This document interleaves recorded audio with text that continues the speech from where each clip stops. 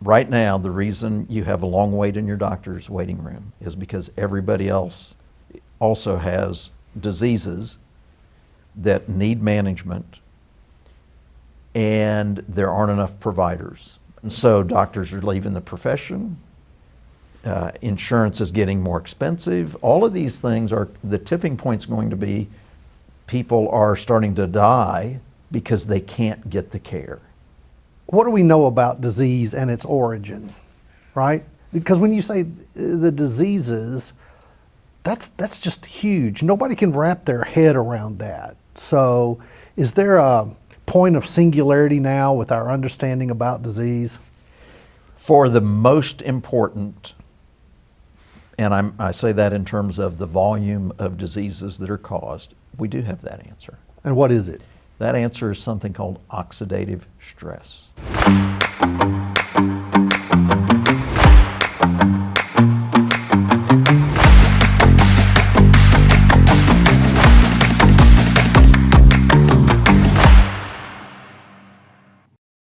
Hey, Dr. Wright. Man, I have been waiting to sit down with you and do this for a long time. So I've been waiting to ask you this question since I've known you. Why in the world did you want to be a doctor? What made you want to, when did you know you wanted to be a doctor? So if Mom were still alive and she were here, she would say when I got my tonsils out at the hospital, I fell in love with what the doctors and the nurses were doing. All I remember is the picture, the black and white photograph of me in pipe cleaner glasses with a tongue depressor in one hand and a smile on my face.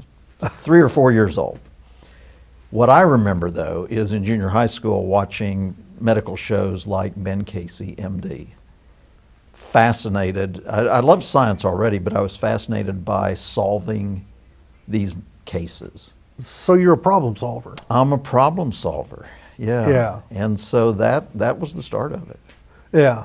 I remember my tonsillectomy. It was not a good memory. I was 8, chloroform over the face, but I did get ice cream. So, but more importantly than how old were you, right, when you wanted to do that? Why did you want to be a doctor? Other than you like to solve problems. I mean, you could have gotten us to Mars, for crying out loud. There's a lot of ways to be a problem solver. Why medicine?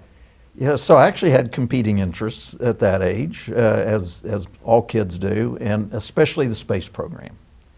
So that was happening in the late 50s, early 60s. My dad was a part of that, and so I actually wanted to be an astronaut. I mean, that's what I wanted to be. But I love science too, and fascinated by scientific things and these medical shows.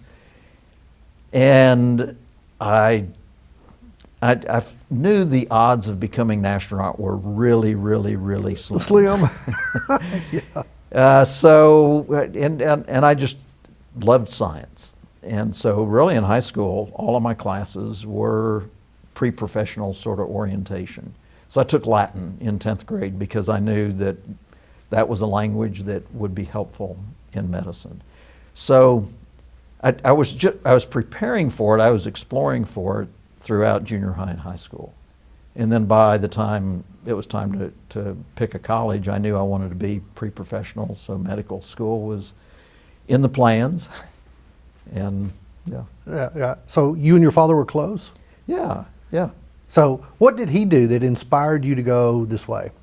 So he was a rocket engineer, as you would say, rocket scientist, actually an electrical engineer, and got into the space program because North American Aviation was building planes in Columbus, Ohio, where I grew up. And his boss got transferred to Cape Canaveral at the time to be a part of the moon race. Exactly. Did you have all the toys like I did? Oh, absolutely. You remember the little paper lunar modules that you could put together that the gas stations were giving you? And, absolutely. And the cars had all the fins and the knobs and everything. Everything when we were growing up was about space. Was space related. My bicycle had a jet engine, or a jet plane on the front fender. Yeah. What was it like having a rocket scientist father? I mean, were you the only kid on the block that could say his dad was a rocket scientist? Well, in Ohio, he wasn't yet a rocket scientist. So in that neighborhood, he was just dad. But when we moved to Florida when I was in 6th grade, we were told, all the kids were told that we're moving to Florida for the space program. So that got us excited. And we didn't find that out till about a week before we moved, because they didn't want us, bugging them about, when are we moving? Yeah. So we show up down there. Well, where we moved to, everybody was in the space program. Yeah. So it wasn't special that way, and so I didn't realize how special it was. I just took it for granted that everybody's dad was a part of this national effort to land a man on the moon by the end of the decade. So he was working on the Apollo missions? He was working on the Apollo missions, yeah. Started with the X-15, which was the first man-powered thing that actually got into outer space, as they say. Didn't orbit, but got into space. And he used to fly to California. So when we were living in Columbus, Ohio, he would fly out to California for these projects, which I now know was the X-15. X-15, yeah. So did your mom work outside the home? She did not. She loved being a mom. She was a nurse, so here's part of the, one of the other threads. Right. I knew she was a nurse, but wasn't ever a nurse while we were growing up. They married when they were in their mid to late 20s, and so started having a family late 20s. And she stopped being a nurse. But I heard stories about nursing. I heard stories about her public health career and going to they didn't call them the projects back then, but the low-end socioeconomic class in Columbus, Ohio is where her nursing was at. Right. I remember her telling stories about manning the iron lung machines during the polio epidemic, which was before I was born. Right.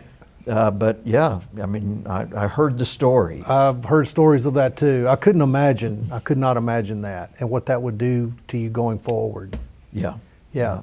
So in current parlance, you would say that you grew up in a STEM household. Yeah, I hadn't thought about that, but absolutely. It was taken for granted. Now, even though Dad was the first one in his family to go to college, Mom was the second one in her family to ever go to college. I just thought that was normal. And then the high school that I went to was populated by other STEM families. Yeah. Yeah. Did they ever have like bring your son to work day at NASA? I would have given my eye teeth for one of those. Yeah, I wish they had that as an official thing, but we did get to go to Dad's office and get shown around. Yeah. Yeah. Was he bringing pieces and samples home like well, this does this? I wish. I wish. Yeah. That's cool. Do you have any photographs of him while he was working on that? I do. Yeah. I sure do. Yeah. So I've known you long enough that you are very unique. You're a gifted physician, but you also have a very mathematical mind, right? I do. Yeah. So was that from your dad, you think? Was that an inspiration from him? Do you think you inherited that trait? So I certainly aspired to it because I knew he was good in math. I mean, that as an electrical engineer, he was a math guy. And he taught me how to use a slide rule back in the day. It's like he had his engineering slide rule, which has, gosh, it probably had 30 different scales on the two sides of it. And he taught me how to do certain things with that. Fascinated me. Yeah. And, you did the flashcards to do multiplication tables and, to try to do it as fast as possible. So yeah, he was an inspiration for that, but never pushed me or any of my siblings into a career. It was just like, hey, let's find out what you're interested in. You developed. And then go for it. Yeah. Yeah. Yeah. So you're a young guy, you're out there, you're inspired to go to medical school, you get in, you come out, you do your internship, your residency. Was it being a doctor what you thought it was going to be when you got in the system? I loved it. I loved every minute of medical school, every minute of internship, every minute of residency, because I was curious. These were things I had never seen. You read about something in a book, but then you see it in real life. And I was thirsty to understand it. And helping people is part of our family tradition. So I'm a man of faith, and doing good for others was just part of what our family did.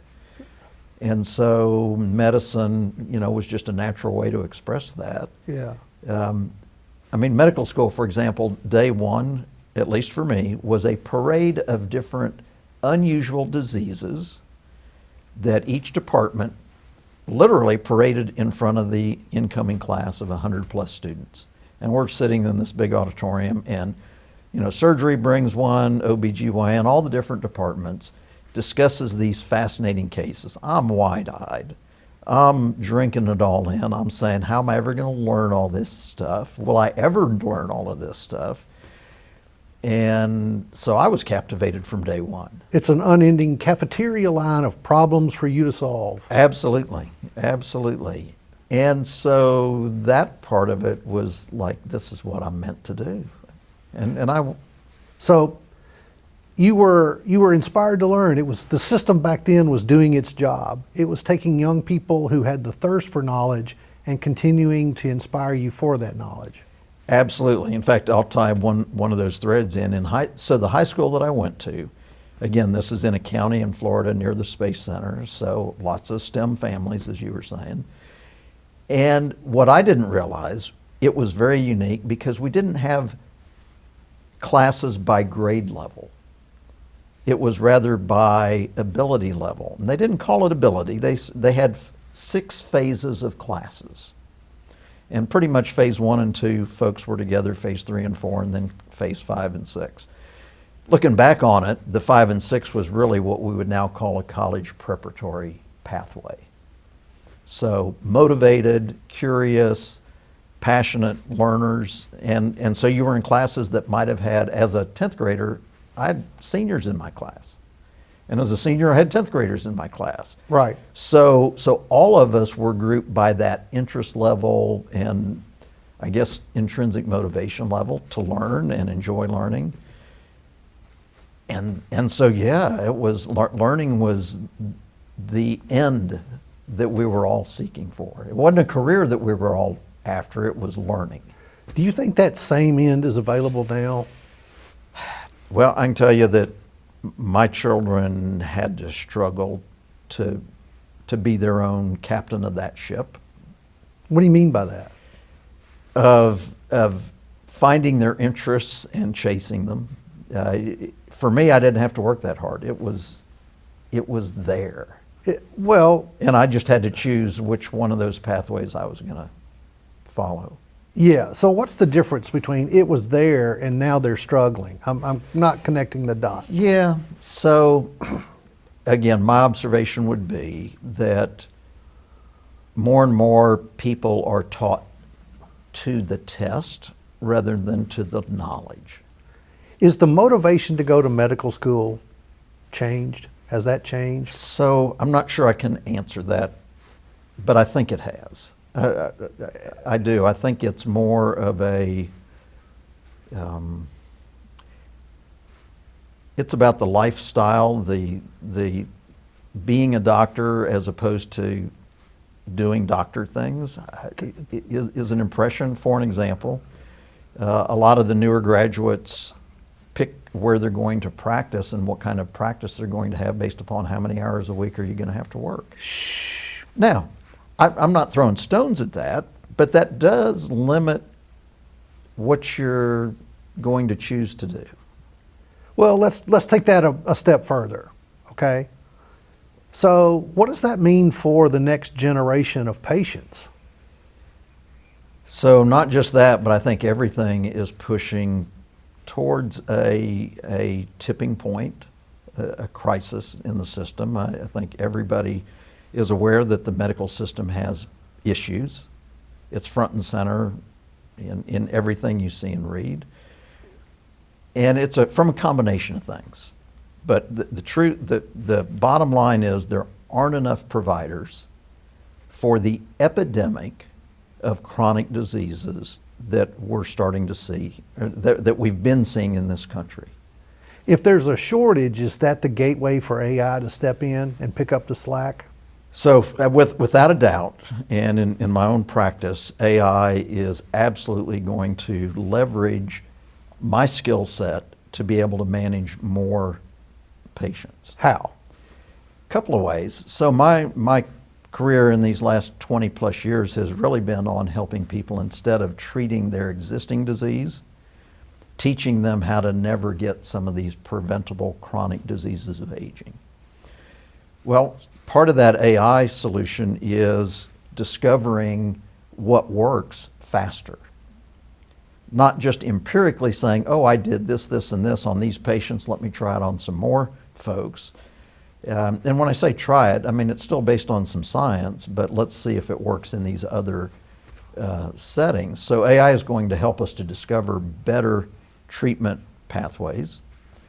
Number two, it's going to help us stay more connected with patients between visits. So right now, pretty much a person sees their doctor for that precious 10 or 15 minutes that their appointment lasts. Yeah, I can attest to that. Yeah. And that might happen 3 or 4 times a year. So think about it, that's 30 to 40 minutes a year with your physician. He can't possibly help you manage the other 364 days a year of how to navigate the world. So what I'm concerned about is you're my physician, and I worry every day about the amount of data that you have to handle. But I also worry about how is your generation of caring physicians going to translate your wisdom, your bedside manner, right? How are we going to get that into AI? When, I'm sorry, but talking to you and being connected is not the same thing as answering a questionnaire that goes into the AI database that you then later see, right? It is a connection, but it's not the connection to the physician that I think humans are starving for, right? You are the doctor that I think everybody thinks their doctor is and wants. So if we have generations of doctors that are going in for the perceived lifestyle or prestige or income or whatever, who are not trained to be problem solvers, who are going to rely on AI. What if that AI is wrong? You know, it hallucinates. What's going to happen? Yeah. What about the diagnosis that it doesn't catch that a human could have only because they were experienced and saw it before? So those are all great questions, and you're spot on in everything that you're probing about. Let me try to give some perspective and some of my answers to all of that. So I do think a couple of things. That our generation of people want exactly what you just said. I'm not sure the 20-somethings and the 30-somethings want that. I'm not convinced that they want that.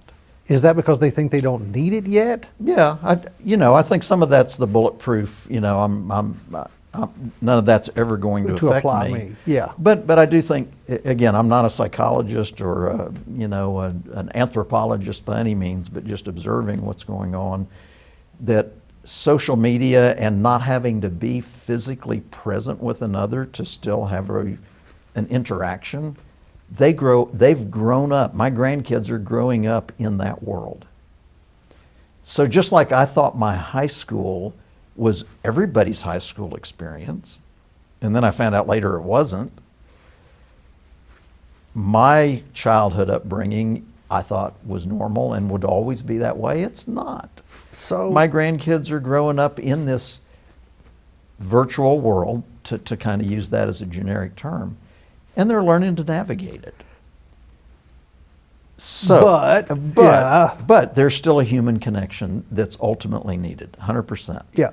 I think thankfully, there will, I'm forecasting, but I think there will always be people like us old dinosaurs in medicine that love the patient to doctor interaction, that know how to be empathetic, and yet still maintain their professional demeanor. I think they'll always be there.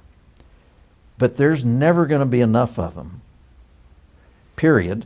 So we've got to eliminate most of the diseases that are plaguing our society, so that the diseases that we can't eliminate, there are plenty of caring, loving, in-person physicians to provide their care. Yeah, I want to come back to that in just a second.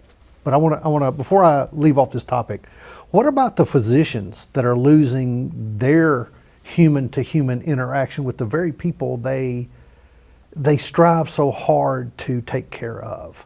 You know, we just talked about what it's going to do with the patient. Patients are growing up going to be used to it. What about the doctors? I'm seeing a disconnect here. These people are going into it for prestige, but if the people that use the system see them only as medically trained prompt engineers, there might not be the prestige that they need.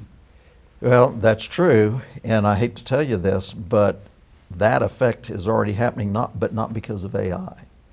So the current system, the deluge of forms to fill out, protocols that you're mandated to follow, insurance companies that you need to fight for tests or prescriptions or all of that, and the new electronic health record that has to have all this data entered into it, all of that has already created a wedge between the physician and the patient.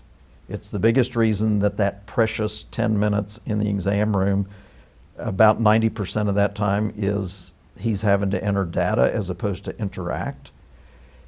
And it's causing burnout in the profession. A whole lot of physicians have abandoned the practice of medicine to do other medical things, but they're not taking care of patients. Yeah, you know, you and I remember a novel called 1984. Absolutely. So that is coming true, where we are all slaves to the system. It's the exact same way in my industry. I'm finding that I'm a financial advisor less and less and less of my day, and simply maintaining the system of data that was told that would make my practice easier. Right? Right. So it is dehumanizing. That system is dehumanizing. So I'm wondering, how long will gifted people tolerate that? Well, you're looking at one that doesn't want to tolerate that. And there are others like me. And the challenge right now is AI is here to stay. It ain't going away. No doubt. It ain't going away. I heard one of my mentors made the comment probably a year and a half ago. AI is not going to replace physicians, but physicians who don't use AI people won't go to. They're not going to exist. They won't exist. Yeah. So you do, and with any new technology, you've got to learn, how do we adapt to it? How do we make it meet human needs? So medicine is not a transactional relationship. It shouldn't be that. It should be a transformational relationship. And Describe the difference. So a transaction is simply, I do A so that I get B out of this relationship, period. And so an example is, I've got a sore throat, I know I need an antibiotic, and I'm gone. So that's a transaction. Transformation is what you alluded to before. It's that human connection of understanding each other. So most people need a good listening to. Think about that. Yep. They don't need more telling. They need more listening. That sign is in my office. It says what most people need is a good listening to. Absolutely. And part of training experts, whether it's in the medical field or any other field, is if you're the expert, then everybody's going to look to you for the answer. And so it's easy to be the only one speaking in an exam room as the patient's there trying to listen and grasp what you're saying. But again, they don't need to be told what to do until you've listened to them. Yeah. Well, I'm afraid that the other professions that we lean into, our team, the people that support us, the ones that when we are in ill health or that we need legal assistance. Some of my best friends are lawyers, and I was at lunch with them, and they are talking about the exact same thing. They are very much worried that AI will eliminate all but litigators, because AI can generate forms. Right. Wills, trusts, a basic incorporation. All that now is being driven by AI.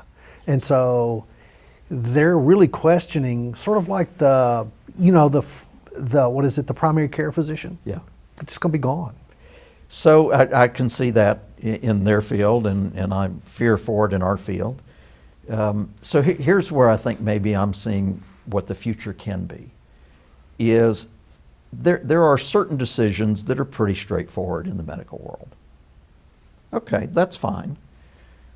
But there are others that you have to have a conversation. You have to understand and respect the patient's autonomy to decide. So I was trained in the era of a very paternalistic medical system. I mean, the doctor, Your word was Ben God's Casey on word. TV. He was That's right. the head. He was the guy. For our generation, your word was God's word. Exactly. But we're not God, and we shouldn't play God.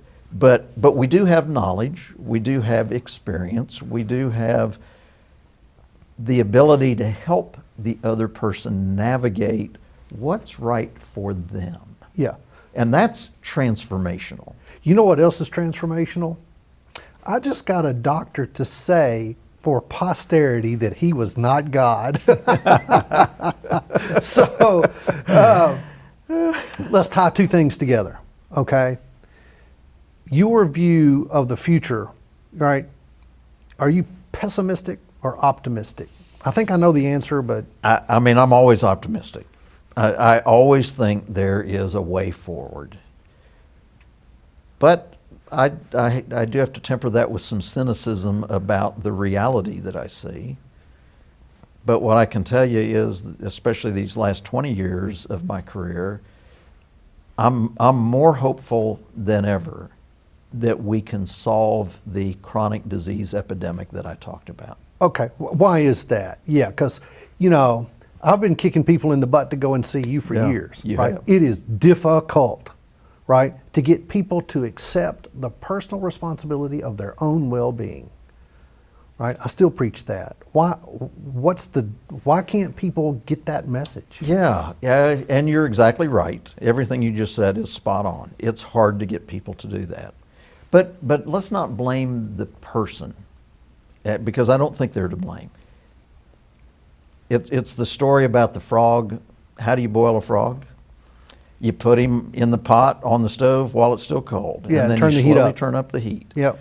So that's what's happening from a health standpoint to everybody that's blissfully unaware of what's happening to them. And what reinforces that is that we're led to believe that simply growing older is always going to result in this tragedy of chronic ill health and seeing the doctor all the time and not being able to do things, and on and on and on. And they see it in their family, they see it in their ancestry, they see it in their peer group. And so we are led to believe that getting sick and old and dying is just the way it is. And if I do get sick, we have these wonderful little pills that science has discovered that can manage all of these things. So at least I'll age a little more gracefully. I'll manage the disease. Well, that's not the reality. The reality is that pills, so let's take penicillin, since we talked about that in sore throats. Penicillin was seen as an absolute game changer when it came out in the 40s. The most common cause of young people dying back then was infectious disease. Mm-hmm. Strep throat killed people, for heaven's sake. Lots of people.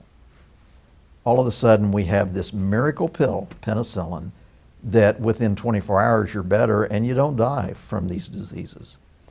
That was the start of science can find a pill to solve all of these problems.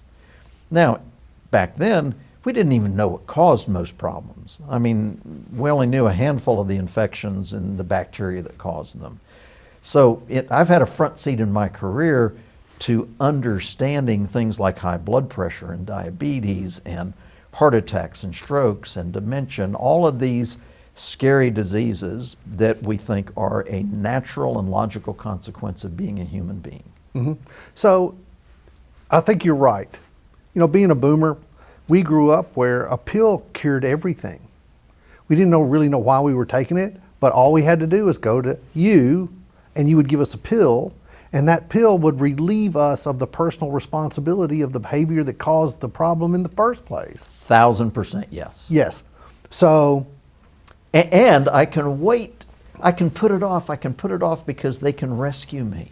yes. So let's throw this in the mix, okay? So if it's the system, and the biggest system we have is the government, are you optimistic that maybe RFK Jr., are you optimistic that the government, no matter who is leading this charge, RFK Jr. or anybody else, can help fix this problem? Yes, so I like the way you phrase that. I don't think there's a person alive or yet to come that can do what you just said. So there's no savior coming. I don't think so, because I don't think that's government's role. Again, I'm not being political when I say that, but I do think one of the wonderful things about our country is the ability for the average man to land a man on the moon, for an example. Oh, no doubt. I mean, it took 600,000 regular people to solve that amazing problem. So we do have the solution, but dependent on a government agency, whoever it is, dependent on a university, dependent on any one thing, that's not going to happen. Yeah.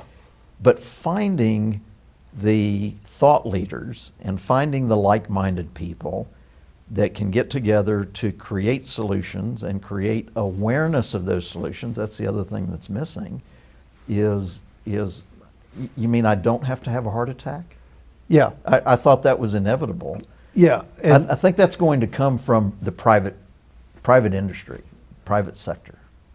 I have a background and experience in my family, my spouse with cancer.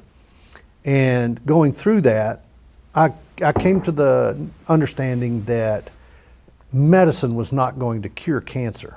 Technology would, because the motives were different. For technology, the profit is in the cure, and for healthcare, the profit is in the containment of cancer, right? They don't want to cure it because look at the massive empire it's built, right? So just like the 600,000 people it took to put those people on the moon, all those 600,000 people boiled it down to one person hitting the launch button. What's the launch button? For what we're talking about? Yeah. That gets everybody focused, right? Well, that's a great question. I haven't thought about it. But what I would say is, I mentioned earlier that we're at a tipping point. So let me flesh that out a little bit more. Right now, the reason you have a long wait in your doctor's waiting room is because everybody else also has diseases that need management, and there aren't enough providers. And in my career, again, it's gone from you only saw a physician for your medical care. Then we've added, thankfully, have added things like nurse practitioners and physician assistants, what are called physician extenders, people that have a little more training and can help ease some of the load. And, Right. And all of those things are growing, but we're never going to have enough of those people for the continuing to grow epidemic of chronic disease. Everybody thought the pandemic was the worst thing that could happen. And it was awful. It was awful. But I'm here to tell you that the number one killer of people for the last over 100 years, 125 years, is cardiovascular disease. And that is overwhelming our system. Just take that one disease. So there aren't enough people, and so doctors are leaving the profession. Insurance is getting more expensive. All of these things are, the tipping point's going to be people are starting to die because they can't get the care. I mean, they're dying right now from heart disease despite being able to get the care. But take some of our neighboring countries that have a socialized medicine, and you have a 6-month wait for bypass Emergency surgery. room. It's like you have a 6-month wait for an emergency room. For all sorts Yeah. of things. I mean, Yeah. that's going to happen in the States unless we do something about it. And so I think that's the tipping point to, hey, we've got to figure a better solution, is that realization that not only are we bankrupting people financially, because that's the number one cause of bankruptcy is medical issues, but we're bankrupting families because of the relatives that are dying unnecessarily because they can't get access to care. Yeah, yeah. And so Nobody can- then you got to have another solution. nobody, no government, no business can pay for this. Right. Right? So,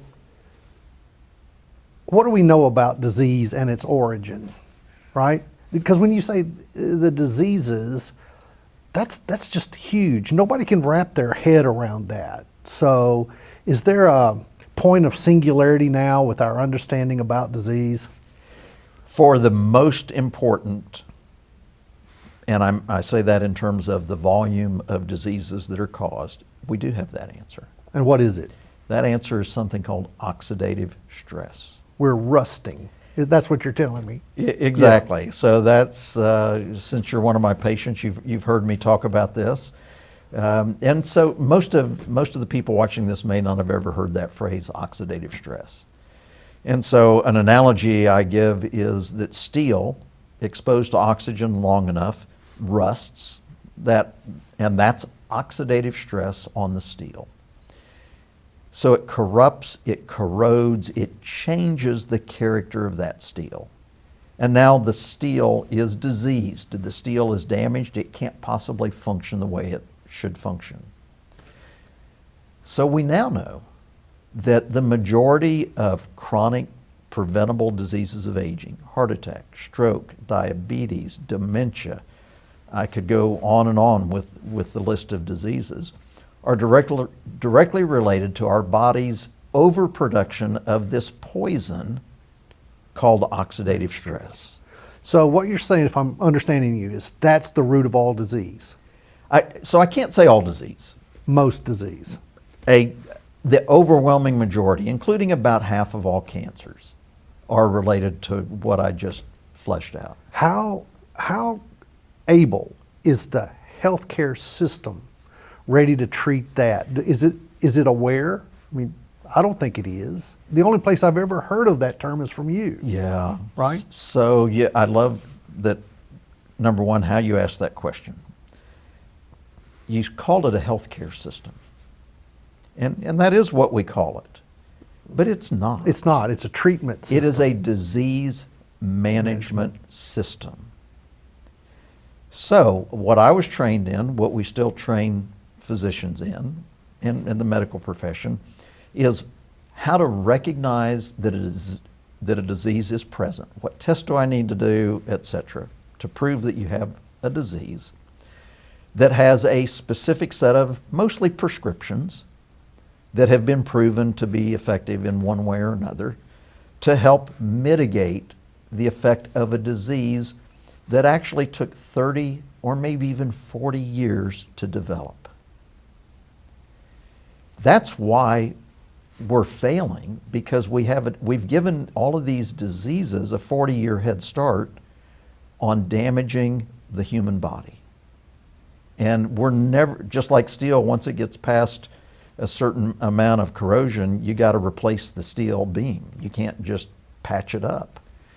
So the healthcare system, which is really a disease management system, that they might touch on the concept of free radicals and oxidation in maybe an hour-long lecture at some point. But in terms of what we just talked about, that concept, nobody has time to talk about that because they're so busy taking care of the diseases. If I'm a cardiologist, and that's the number one cause of death and disability, I already said that, and I've got dozens and dozens of people that urgently need me to save their lives or to put in whatever instrumentation I need to put a plug in the hole in the dike, I don't have time to even learn about those things, let alone do tests that insurance companies don't cover, let alone use time, which is my most precious asset, to educate my patients on what to do about it. So it sounds like another system, doesn't it? Where it sounds like Social Security to me, where the system is overwhelmed with symptoms. Yes. And that ocean, that tidal wave of symptoms causes nobody to have time to look at what's causing the symptoms. Correct. And on top of that, the person who's suffering from this poison called oxidative stress can't feel it. I now tell my patients that when I call it a poison, I say it's a lot like carbon monoxide. It's tasteless, it's odorless, it's painless, and yet it's deadly. And you can fall asleep in a home that's got carbon monoxide. It won't wake you up because it doesn't make you feel bad. It just kills you. Well, that's what oxidative stress is doing to people. Well, if I feel fine, why should I go to a doctor? Because they fix problems. We're all frogs in a pot of water. Absolutely. Right? So let's go back to the gateways for this oxidative stress. What are they? Is it our food? Is it the chemicals that are being in our food? Is it the hormones and steroids that are in milk and water and the fluoride? And I mean, you hear everything. Yeah. So the stuff that's got to be causing us to rust has got to be getting in the system somehow. It is. And so the good news is that we know how to discover which ones in a specific person are the problem. But to give you a bigger answer to your question, the choices that our patients are making every day are either reducing oxidative stress or enhancing it. So what we put in our mouth, how often we put it in our mouth, how much of it we put in our mouth. So our nutrition is essential. Everybody eats. And if you're not eating the right way for your needs, then you're adding to the problem. Sleep is essential for life. Oral health, taking care of your teeth, is not just about saving your teeth, it's about saving your life. Toxins that we willfully put into ourselves, whether it's nicotine in any form, alcohol, air pollution, all of those things are part of it. How we manage stress. I mean, stress is a part of modern life.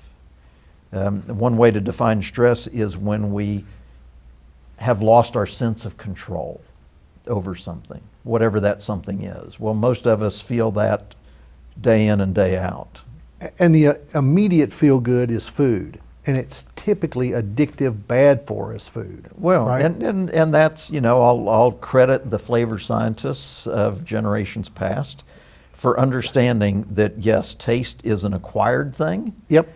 And very addictive. Yeah. And the grocery store is full of that. I've never gone home from a bad day going, honey, I've stressed out. I need some broccoli. I need some broccoli. Yeah. That's right. Right. It's more like a donut. So let's... One last thing real quick that I didn't mention on the lifestyle choices is how much we move. Our current society relegates us to this thing called furniture. Yeah. Whether it's your job during the day or the TV at night. But you and I are actually creating more oxidative stress over the next hour or so that we're going to talk because we're sitting still. Yep. If we did this same interview standing, we'd actually have much less oxidative stress. Our next talk is going to be standing. Our next talk is going to be standing. Okay, so now you're making me feel bad. But if there's multiple gateways coming in, there's got to be multiple gateways of knowledge. Why hasn't my dentist told me about the importance of oral health and how that's connected to my heart? Where is that messaging coming from? Yeah. Right? Because he always reminds me that dental professionals are the only ones that are first concerned with fixing the problem. You go to the dentist, they fix your problem. Yep. Right? So why aren't we getting this message from them? It's here, we fixed your cavity, here's your toothpaste and your toothbrush, see you in 6 months. Again, it's part of their training to know how to diagnose what's wrong with the patient coming into your dental office and knowing exactly what to do to fix that problem, and they're really good at doing that. Oh my gosh, if I have a toothache, I want to get into that dentist right away because I know I'm going to get better. So even their system, and again, I've learned this over the last 20 years from working with dentists around the country, is exactly the same as the medical system. It's trained in disease diagnosis, detection, and management. Yes. Fortunately, there are some dentists, not just some, there are quite a few dentists around the country that are starting to understand that the mouth is indeed the gateway to all sorts of things that are going to cause chronic medical problems. Right, right. So I have this image of you being a very young, ambitious, inspired, energetic, idealistic problem solver that wants to help people. Yeah. So you naturally take that. Anybody with that profile, back in the day, we pushed them to medical school. That seems like it was the ideal profile for a doctor, right? So you go through the system, you're in the system, and now it ain't the system you thought it was, right? It isn't, yeah. I mean, not only is the system not what I thought it was, but the other reality check that I had is after, almost a decade of doing everything that I was trained to do. And I had some great mentors in medical school and in residency. But doing all of those things and staying up to date with everything that I could read, I was watching my patients develop diabetes. I was watching them get their bypass surgery. I was watching them have their 10th stent, for an example, on cardiac disease. And it was like, there's got to be A better way. There's got to be a better way. Yeah, you and I are an awful lot alike in one thing, I think. Neither one of us like being told what to do. Yeah. When that message comes from an entity that's more driven from profit than it is from taking care of those who have entrusted their health or wealth to us. We don't like to play in that game, right? Mm-hmm. So I know I had an epiphany moment, and I know you did too. You were with a very prestigious hospital group, mm-hmm. and the time came for you to tell them, I got to go do something else. Tell me about that moment. Yeah, so that was a hard moment. I mean, I practiced in the same hospital system that I went to residency in, and that's where my mentors were. It was home. It was home. I loved being there. I loved doing what I was doing. But again, the reality was I wasn't getting the outcomes that I knew were possible. And so on my own, I had been implementing different strategies to help people prevent diseases, and was seeing success in that, and making progress. But I was limited by what, again, the insurance companies would allow me to do, either in terms of ordering tests or prescribing medications, or how much time I was allowed to spend with the patient. Yeah. Now, your wife, Cindy, is your biggest cheerleader. She is. Right? And she has shared some things about you personally, right? She was bragging about you, about your patient metrics when you were in the hospital system, right? Tell me what those were. So probably the one she was talking about is the hospital would publish what the average age at admission that the average patient was for like internal medicine, which is what I was a part of. And my patients were on average 15 years older than my peer group when they got admitted. And the age actually was age 80. So my peer group, internal medicine, age 65, was the average age of admission. For me, it was 80. 80. Well, it's because they had 15 years of healthier life before Father Time has a perfect record, as somebody once said. Right. But they were 15 years older before they ended up in the hospital. So basically, you were keeping people well and unprofitable to a hospital system, right? Yes. So you became inconsistent with that hospital's goals. They could replace you with another physician whose metrics were more friendly to their system. I guess that's true. I think it is true, right? Because the hospital is where you go to pay money to get fixed, Right. Their profit is in the disease and the treatment. Yes. You saw it as your mission, right, to keep people well. Keep them out of the hospital. And to me, that was sort of you could call it a tipping point, a turning point. I call it your epiphany, right? So when you decided to come out of that system, what was that like? I mean, and what did you do, right? You had a big decision ahead.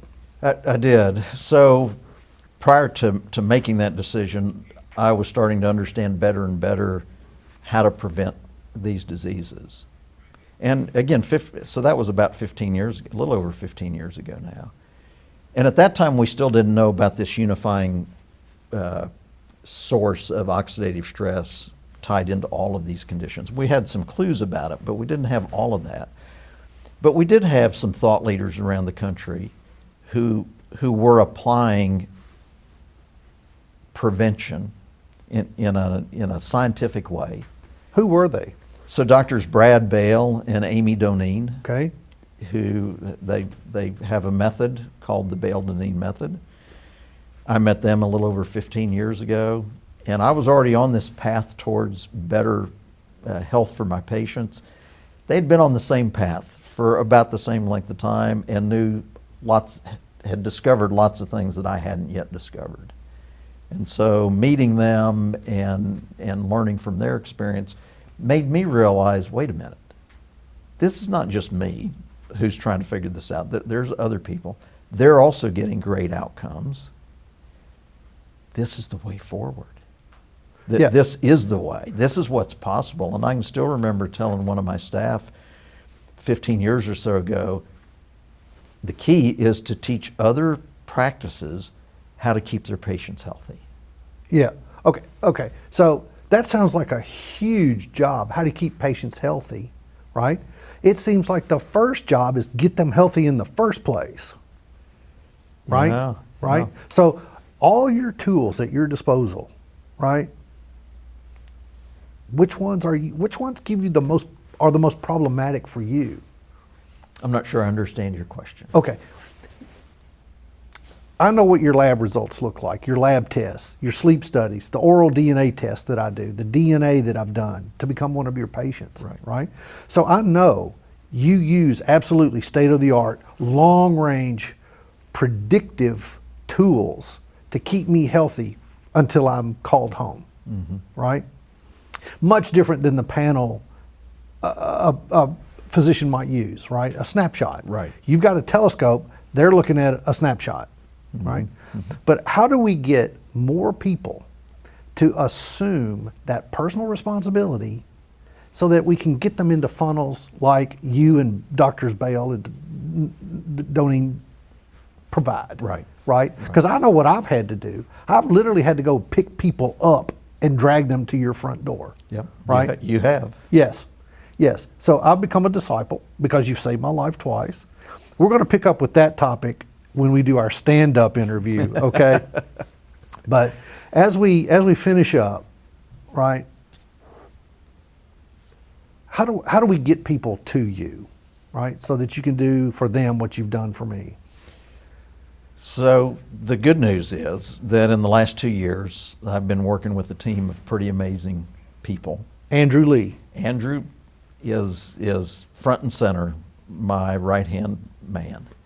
Andrew is a physician by training, Harvard-trained physician, whose career took a different turn. Instead of going into patient care, he realized that technology, and especially AI technology, was going to be a key to getting more people the best care.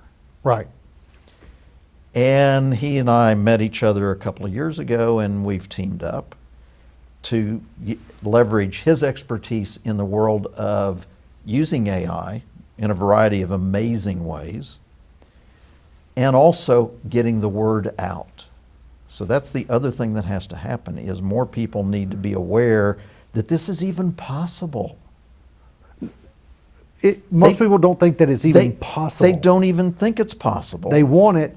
They do not believe it when I tell them that it's possible. I mean, you're exactly right. I mean, the supplement industry is north of $60 billion a year now because people want the key Uphill. to longevity and health and wellness, but I'm sorry, it's not in those bottles. I mean, there's a few of those bottles that are important, but most of them aren't.